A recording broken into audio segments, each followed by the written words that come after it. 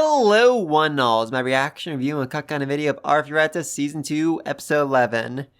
And last week's episode ended on quite a cliffhanger, as it was revealed that the kind, sweethearted Arie was secretly evil, and was the one who had been ordering him around for a very, very long time. Seriously, since Volume 1 of the light novel. I mean, this wasn't actually shown in the anime, but just a couple hours after Hayama tried to kill Hajime, Arie showed up and basically started blackmailing him, started saying, hey, you're going to work for me, or I'm going to tell everyone in class what you did to Hajime. And while Koki is an idiot, he's also quite gullible. So while we'd have a hard time believing that anyone in his class could have committed murder, if Arie went up to him like tears in her eyes, crying, really selling it, I think she could convince him that, Hayama had actually tried to murder Hajime.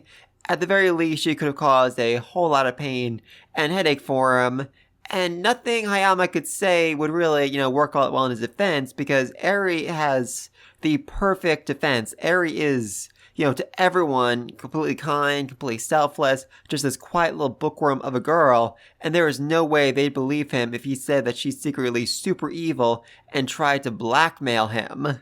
So yeah, blackmailing him was actually a pretty safe bet on her part. And now she's going to do a whole lot of evil stuff, and I am very excited for it.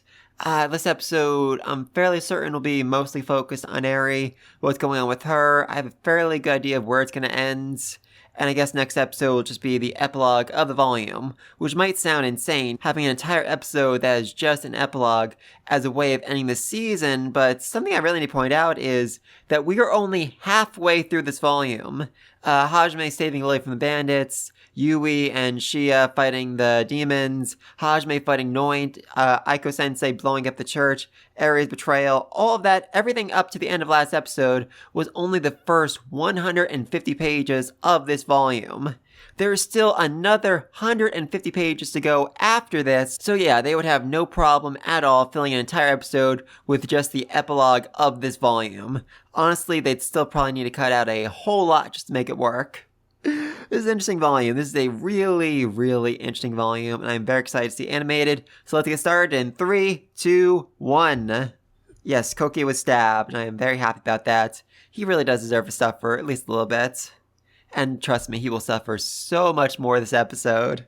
Oh, I'm excited. I'm very, very excited to see that. Okay, seriously, what's the deal with Arie and her teleporting abilities? Before, there was a big flash of light, she was with them in the stadium, and then after, she was standing all the way to the top of the bleachers, and now she's back in the stadium with them. Girl, just pick a freaking lane and stay there. Well, Shizuku, basically, Arie is freaking insane. I hope that cleared things up for you.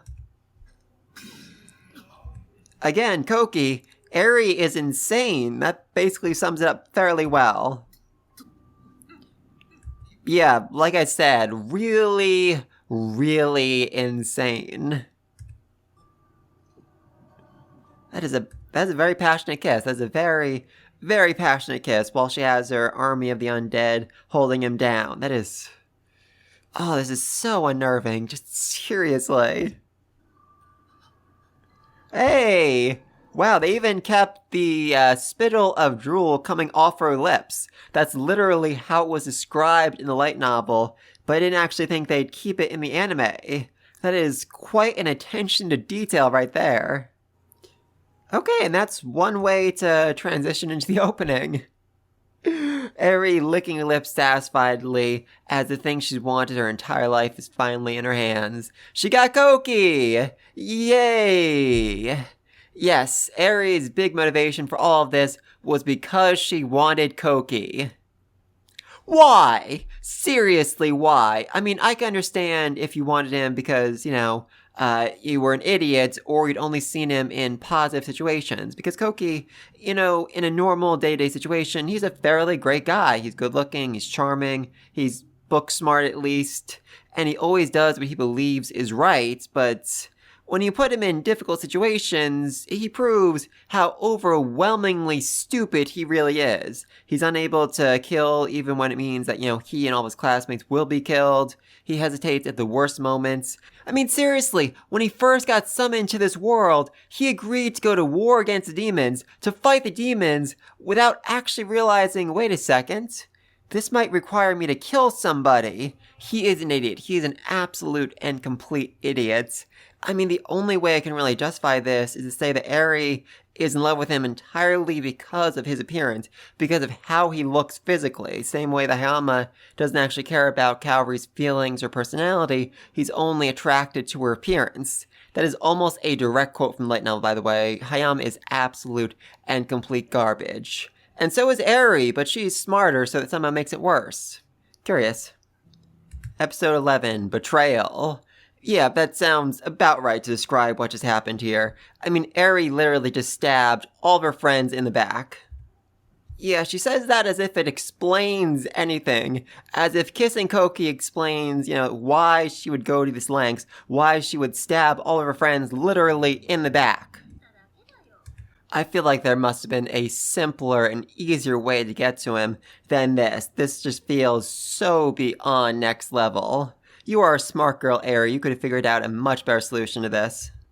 Yeah, I don't really think that would have worked. I mean, I'm not exactly sure what happened back in Japan, but Koki was very popular with the girls, and I feel like a lot of them would have confessed to him. I mean, there's some fear of being, mocked, braided, and abused by the others who are in love with him, but I can't imagine confessions were a rare occurrence in his life. I'm not really sure how he'd respond to them, though. Curious. Okay, I know Arie is just, really insane right now, but honestly, I find her way cuter like this, without the glasses, with this devilish smirk on her face. I know that's, really, really wrong to say, but she just looks really adorable to me, and I'm so sorry. I am so sorry. Okay, even if you want to live in this world with Koki forever and ever, why exactly do you need to keep your classmates from going back to Japan? Why don't you just stay in this world with Koki and let everybody else leave? I mean, Koki is the selfless hero. He should be willing to sacrifice himself for the greater good, for the sake of his classmates. That would definitely be the heroic thing to do here. Yeah, this was honestly a really heartbreaking moment in the light novel because up to this point, I really believed that everyone who was, being brainwashed by Arie was in fact being brainwashed. But no, they're dead. Every single one of them is completely and utterly dead. God above. And she has turned all of them into her army of zombies, essentially. Shizuku was right about that. Normal necromancy doesn't let people talk and respond like this. Basically, it allows you to take control of a person's lingering resentment and turn them into a puppet that you're freely able to control. I mean, you can give it orders like, attack that person, and they'll follow those out, but anything more complex than that requires you to directly control them. What Arie is doing here is having complete and absolute control over a large number of people who are all able to talk and move like they did when they were alive. I mean, yes, they look a little bit dead, they're a little bit cold, they don't respond quite the same way, but they certainly seem alive to any outside observer. Yeah, she just made that sound really simple, but it is not, at all. What she just did was find a way to enhance necromancy beyond what should have been possible for it. The light novel actually describes this as an inferior version of ancient magic, only made possible because Arie is a serious and complete genius, and because she put so much work into it. Seriously, just being able to do this is utterly insane, and it means that Arie is probably the strongest of the classmates. I mean, besides Hajime, obviously. Yeah, I'd say she's probably the most gifted at magic in this world. Probably even more useful than Koki if she's able to make an army like this so easily. And seriously, the technique is truly terrifying. Basically, she rips out a person's personality and memories from their soul and then implants them into the person's corpse to make them move and operate like they did when they were alive. Soul binding, spirit binding, something like that. Yep, spirit binding, alright.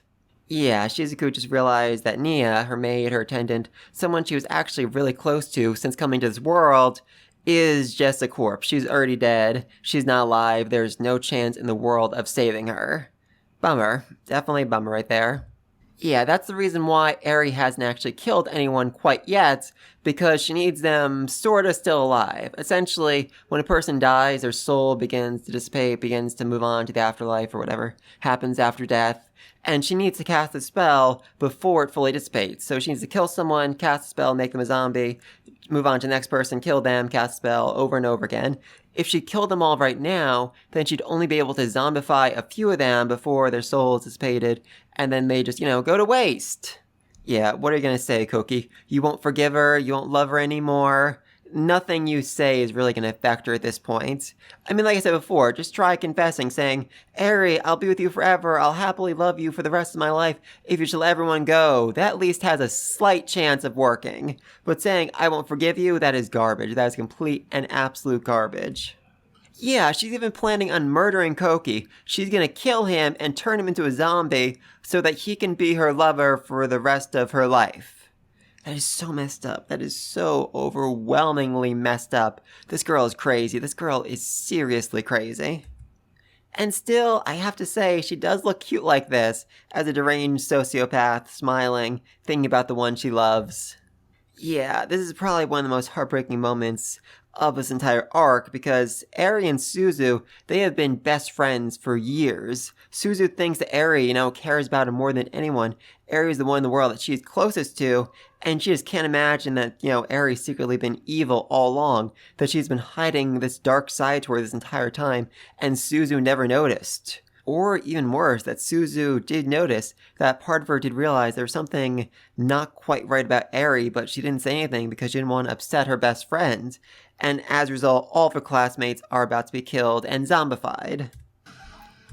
Bye-bye, Kondo. Kondo, Kondou. You were somewhat relevant in the light novel, not so much in the anime, and now you're dead. Though I do think it's definitely worth pointing out that Arie chose to kill him to prove to Suzu that she was, really evil, but she could have also just, killed Suzu, and yet she didn't. She decided not to kill her former best friend, and I do think there might be some meaning in that. I think that some part of Arie did actually care about her and, hesitated when it came time to kill her. So she killed Kondo instead. Wow, just the way his head flopped down like that, that was grim. That was very, very grim. This is a very disturbing, dark chant she's doing right now. Wow. Okay, yeah, this is a chant she made herself, the spirit binding. And it really shows just how deranged and sociopathic she is. A pathetic little toy, blessings to all death. Jesus freaking Christ. Oh, God above, that crack with his neck, that was next level disturbing. That was next level disturbing. Entrapping them and destroying them. Wow, God above. So yeah, she was planning on killing Kaori and Shizuku even back in Japan, or at least destroying them somehow. That is...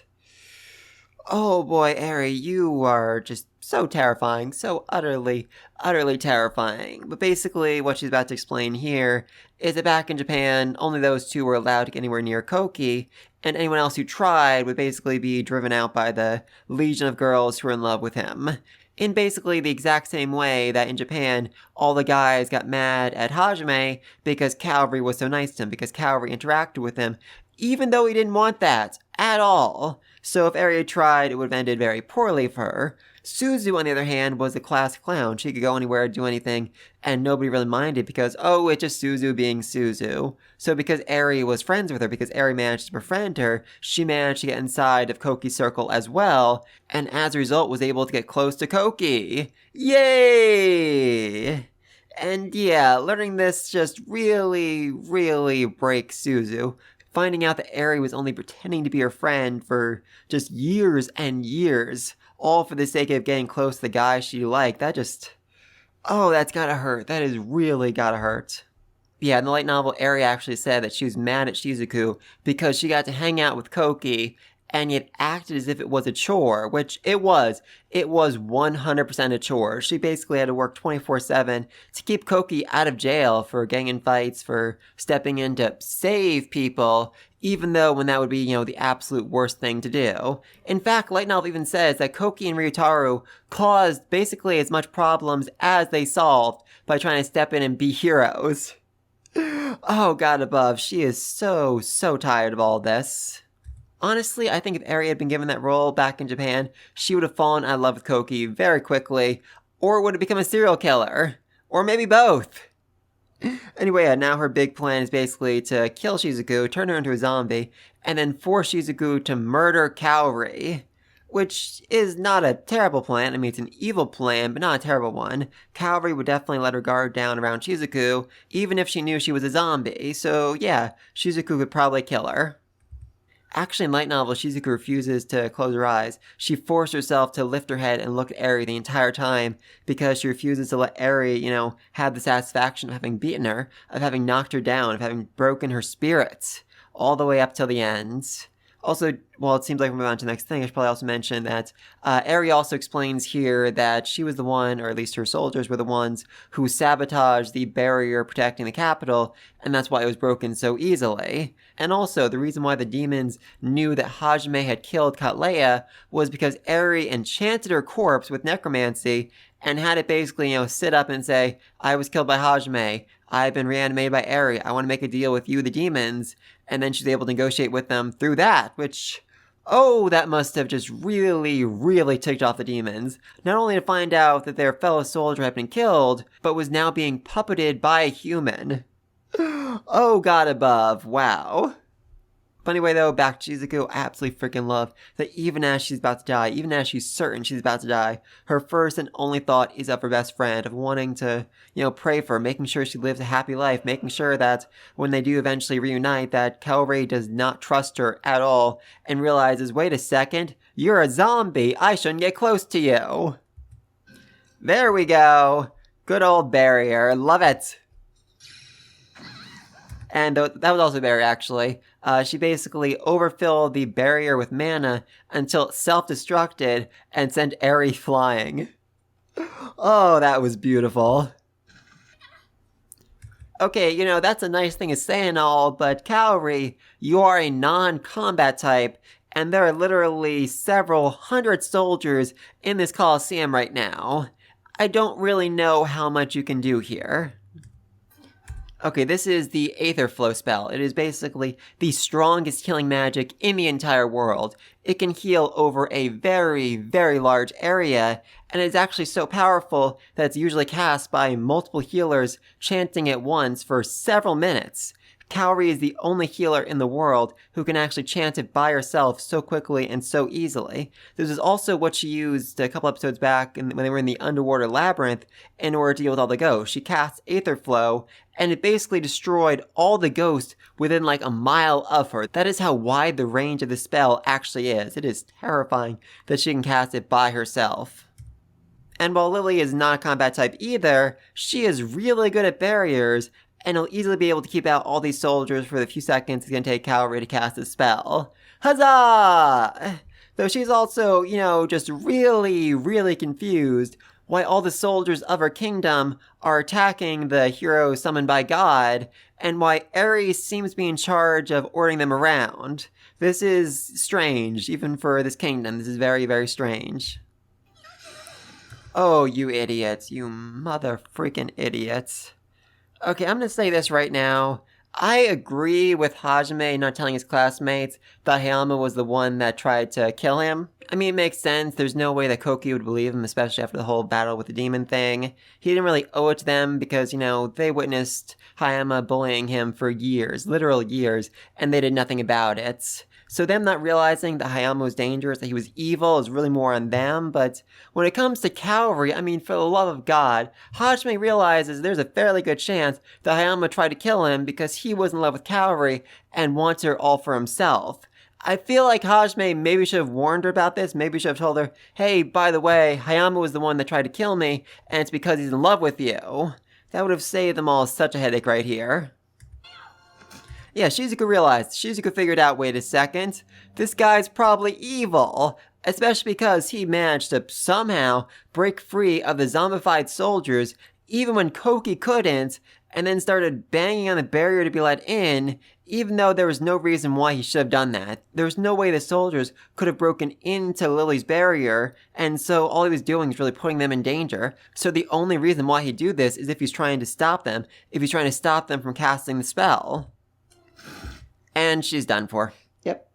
Kaori's gone, everybody. Bye-bye, lady.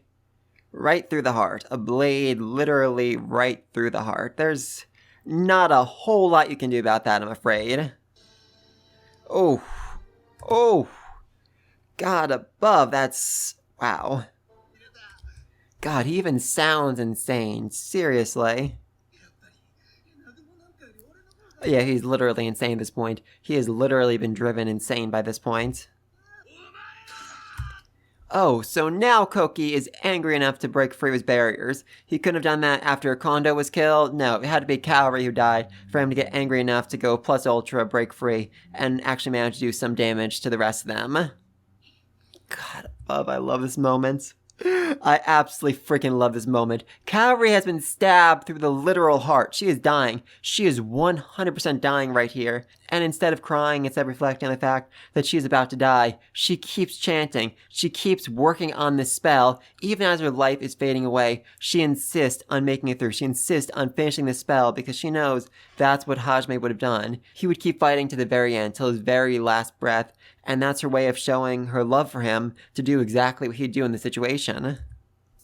And everybody's been healed! Yay! I mean, not Kaori. That wound, literally cut through her heart. There's no healing magic that can really fix that, but everyone else is okay. Yay! Yeah, the healing magic's actually forcing the blade out of her chest, but it won't actually, close up the wound, so it's not really all that effective. I mean, on, a sword through the literal heart. Oh, especially when the person stabs you a second time. Oh my freaking god above, that was dark. That was, oh my god. Okay, so a combination of the anger and the healing has finally allowed him to break free of his restraints, and now Koki's gonna go wild. Yay! This is probably his only good moments in the entire series. And he still manages to mess it up at the end. Okay, that actually managed to sound a little bit impressive this time. Before it was, I won't forgive you. Now he's serious. Now he's angry. Now he's willing to freaking kill. Huzzah! And he's killing people! Yay! He's finally gotten over his aversion to killing. I mean, they are technically zombies, but I feel like that distinction would have mattered more to Koki before he just saw his best friend get stabbed through the chest. Twice! Now he's just freely cutting down everybody. He's killing. Good for him. Yeah, a fun fact in the light novel, nobody notices Endo. Nobody sees him running to the weapons, and even when he yells and throws them at their feet, they don't actually notice him. They're like, hey, our weapon suddenly appeared before us. It must have been Endo. That is how utterly and completely unnoticeable he really is. Okay, there, Arie definitely seemed like she was about to kill Suzu, so maybe I was wrong. Maybe, Arie wasn't actually holding off against her best friend. Maybe she really does feel nothing towards her. Yeah, Suzu is abso-freaking-lutely not in the right mindset to cast a barrier right now. She is broken. Something inside her literally broke when Arie betrayed her like that. Oh god, seriously? He threw her! He literally threw her into the center of this formation. Oh my god, above.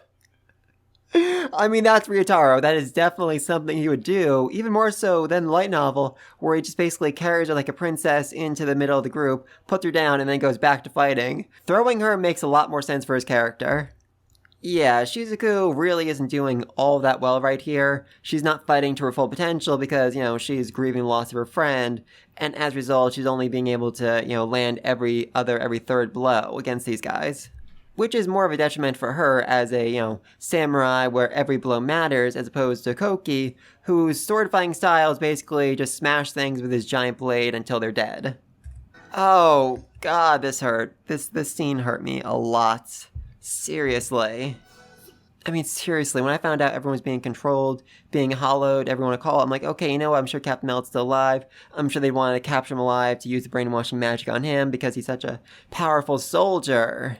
And then they revealed it wasn't brainwashing, but necromancy, and my heart broke because I realized this dude's dead. This dude is abso-freaking-lutely dead, and honestly, I cannot blame Koki for hesitating here. I mean, I hate him. I really, truly do. But Captain Meld was like a father figure to him, you know? He trained with him. He fought with him. They were so close. And having Captain Meld say something like this to him would weaken him. It would definitely weaken him. Yeah, again, that's something I can understand. Meld says something like that, and you think, oh, maybe that's the real Meld-san. Maybe he's not actually brainwashed or undead. Maybe there's some way to fix this. And I'd hesitate. I definitely understand that, and I accept that Koki, messed up because of it. And now he's vomiting blood, because, as my father has told me many, many times, you never kiss a crazy girl. Yeah, he's had a very interesting past with women. A very, very dark past. Yeah, they are kind of running out of time when it comes to Kaori. I mean, like I said before, when a person dies, their soul slowly dissipates over the course of several minutes, and Kaori's been dead for a little bit right now, so if Arie can't cast a spell pretty quickly, then Kaori's soul will disappear, and she'll be fully and completely dead, and can't be turned into an undead zombie like the rest of them. Which would royally tick off Hayama, who has worked very, very hard to turn this girl into a sex slave. His undead sex slave. She was literally one line away from casting that spell, and if Hajime had been here a literal second later, she would have cast it and Kaori would become an undead zombie. Thankfully though, Hajime showed up. Yay! And with a single stomping of his boot, even though everyone is yelling, all eyes suddenly turn to him. Oh, God above. Arie, you done messed up. You done seriously messed up. I mean, let's not forget the last time that Kaori was in danger, Hajime exuded such a killing intent that he made a ghost wish she was dead. And now Kaori is in a whole lot more danger as she was stabbed through the heart twice. So, I'd run, Arie. I would definitely run if I was you. I mean, it won't help, but that's really all you can do in this situation. And with that one singular punch, Hajime pulverized most of Hayama's organs and broke most of the bones in his upper body. The only reason why he didn't kill him was because he didn't want the impact of the explosion to hurt Kaori any more than she already is. God above.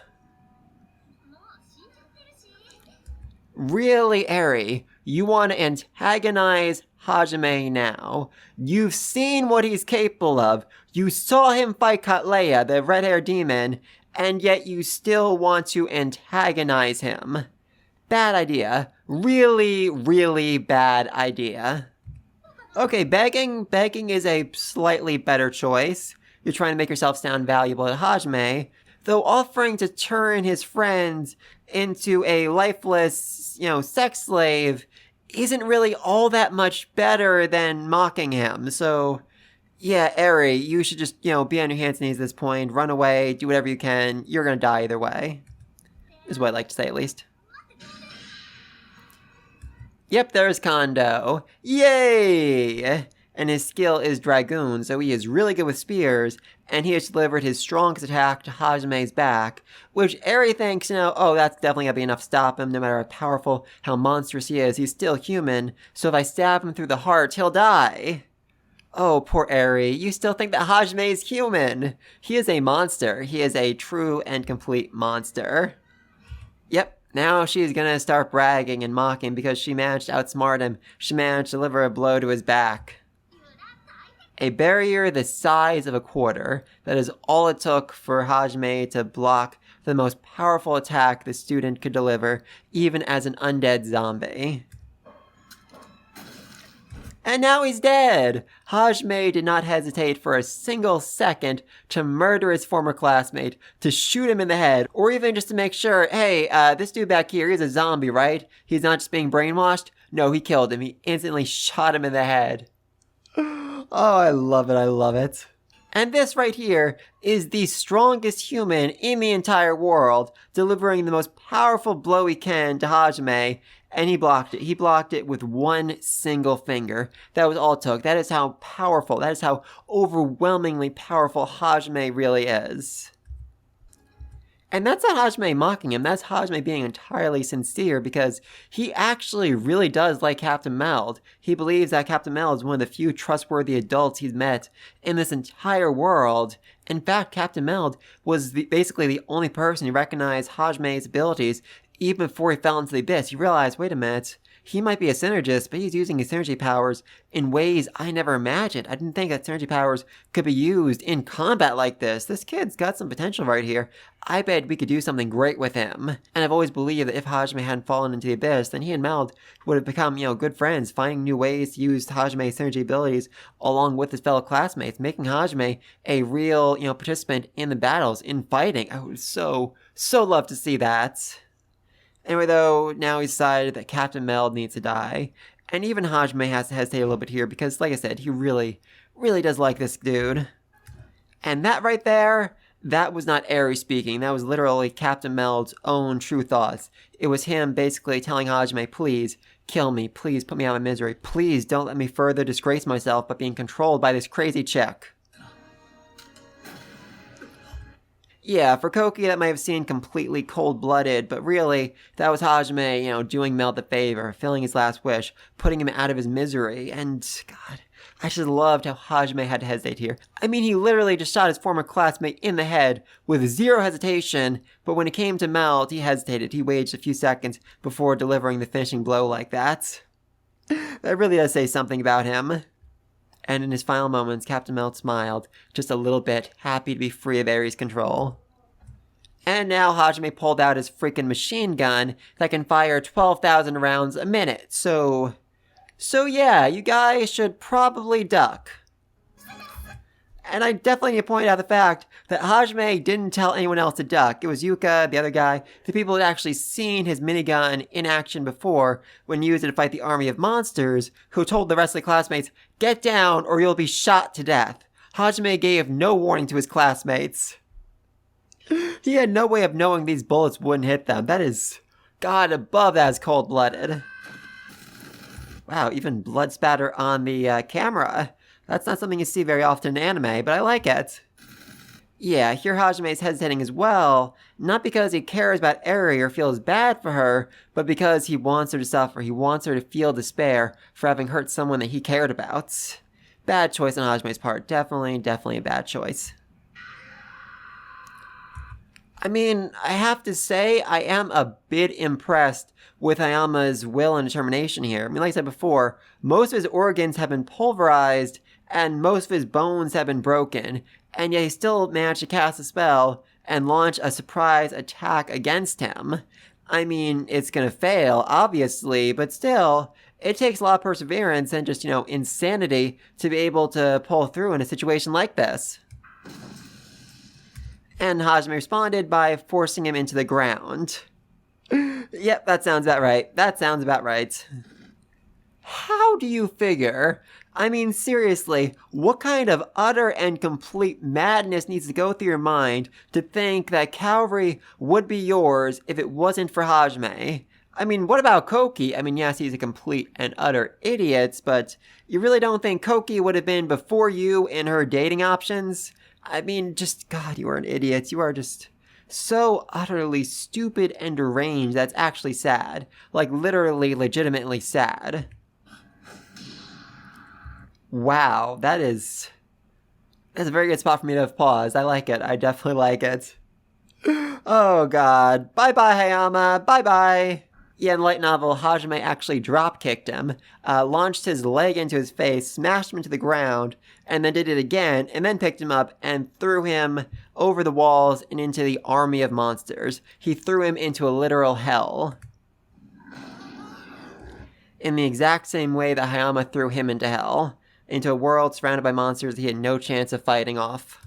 Yeah, not sure we're actually going to see it here, or if maybe next episode, but I'll give a little spoiler here. When they do eventually find Hayama's body, his left arm was eaten off, torn off by a monster and consumed, and then he tried to crawl away, and he couldn't. He died. He was eaten by the monster.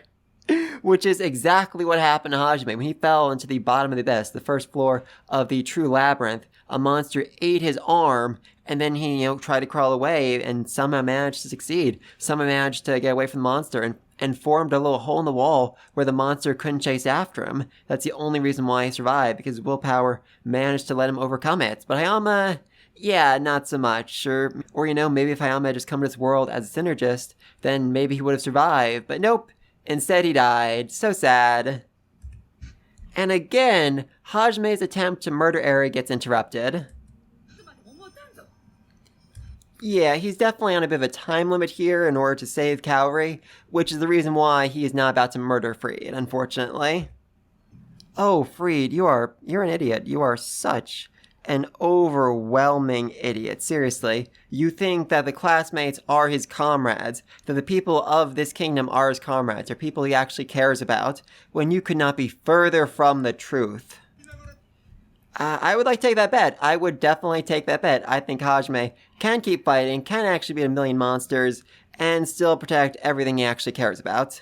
He just can't do it in time to save Kaori, which is why he needs to rush things a bit here. Yes! This is one of the greatest weapons Hajime builds. It is Hyperion, and it is a weapon of utter and complete annihilation. Oh, I'm so excited to see this animated. Beautiful. So overwhelmingly beautiful.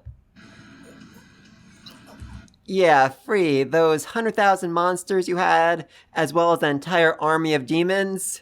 I'm sorry to say this, but Hajime just murdered all of them. I mean, you might still have another million demons waiting in the wings, but they won't really do all that much against a force as powerful and ridiculous as goddamn Hyperion. Yeah, right now, killing Freed might seem like the smart choice, but if he did that, then the demon army would be completely disorganized, they'd just start going crazy, attacking everything in their sight, and that would make it difficult for Hajime to, go save Kaori. But if he leaves Freed alive and forces him to surrender, forces him to flee, then all the demons, all the remaining monsters will go with him, and that'll give Hajime enough time to save Kaori. Yay! I mean, wasn't this entire thing your attempt to get revenge against Hajime for killing Katleya and kicking her butt in the volcano? That is a lot of revenge building up. Yeah, like I said before, the anime didn't really cover it, but Arie was working with the demons, working with Freed. She sent Katleya's body, gave it a message to deliver to the demons so they could form a deal with her to basically allow her to break the barrier, allow the demons into the city. They could wipe out all of humanity and just leave her and Koki alone so she could have her own, personal love slave zombie for the rest of her life. Wow, Shizuku is shaken. She is really shaken here. I mean, Light Novel explained that, she was so focused on the battle and on Hajime's giant death beam that she wasn't able to really focus on the fact that her best friend was just, murdered in front of her, but now it's all hitting her, and she is not taking it well. She is really, really not taking it well. Okay, I'm fairly certain this is different than in the Light Novel, where Aiko stayed behind on the ground level instead of going with Kaori. That's interesting. I mean, she's definitely needed down below to help organize the students. They actually refer to her as their salvation because, she's the only one they can really trust at this point. Okay, Hajime, I love you, I really do, but you can't complain about girls falling in love with you if you grab their faces and force them to make eye contact with you. It's just not fair. How can anyone not fall in love with you when you do that? Wow. Oh, that was beautiful. That was so absolutely beautiful. Seriously, these two have the best relationship in this entire freaking series. Alright, and that was the episode. Next week is going to be called Episode 12, A New Journey. Very much looking forward to that. Like I said at the start of this video, next episode will just be the epilogue of Volume 6, wrapping up everything, and there is a whole lot to wrap up. I mean, first off, we have Kaori, who was, literally stabbed in the chest, stabbed in the heart twice, and is very clearly dead, or at least almost dead, so it's going to take quite a bit for them to fix her up and get her back into fighting shape. But it'll be amazing, and I'm so excited for that. And then there's just, the whole wrap-up. I mean, Aiko still needs to kind of deal with her feelings about murdering an entire church full of people. That is something right there. That's certainly something. And I'm kind of confused about her going with Hajime and the rest of them to go save Kaori. I mean, in the light novel, she stayed behind with everyone else to keep an eye on them to make sure they were okay, to help them deal with their feelings about being betrayed by Arie and nearly murdered. I mean, let's not forget at least half the classmates are still dealing with the whole PTSD thing from when Hajime first died, or when they thought Hajime died. And yeah, they really need a kind teacher to look after them right now. And she abandoned them! I can't believe it! Thankfully, Yuka stayed behind to, fill a role, but there's not a whole lot Yuka can do. I mean, she is just one person, one student, so I'm very curious about that. And then the rest of the episode was just Eri and Hayama being abso-freaking-lutely insane. I mean, especially Eri, but Hayama, I mean, he was crazy. He was next level crazy. Just seriously ranting and raving about how Kaori was finally his over and over again. I mean, Arie was, more sadistic crazy, as she was laughing and kissing Koki with lips covered in poison, which, I mean, that's one way to go about it. That's one way to get the guy of your dreams. Poison him with a kiss. While your army of the undead holds him down. Seriously, that was dark. That was so dark. And speaking of, we had Hajime kill Captain Meld. I mean, he was a zombie, but still, Hajime, shot him. He finished him off. Which, I mean, again, Hajime hesitated. That shows how much he really did care about Meld. He didn't even hesitate when it came to murdering his classmate. He didn't even look around. He just shot him from behind and then just kept moving forward. But when it came to Captain Meld, he hesitated. He held back because, he really trusted him, and having to kill him, that was not easy for him. That definitely wasn't easy for him. But please let me know down below. What do you think's going to happen next? What is this new journey? What's going to happen to Kaori? I mean, that was a fairly brutal blow to the chest. 2 brutal blows to the chest. Is she going to be okay? What's going to happen next? How is everybody going to deal with all of this? I mean, as far as I know, Kaori was just murdered, and they were betrayed by their classmates. And, I mean, Koki had to be saved twice by Hajime, a person who he really, truly, overwhelmingly hates. That's gotta hurt. That has really gotta hurt. Oh, and, let's not forget this entire capital was attacked by demons and monsters and a giant beam of light from the sky. The people are gonna have a lot of questions and are gonna need a lot of help to overcome all of this. But please, let me know down below. Be sure to like and subscribe. See you on the next video. And until then, peace!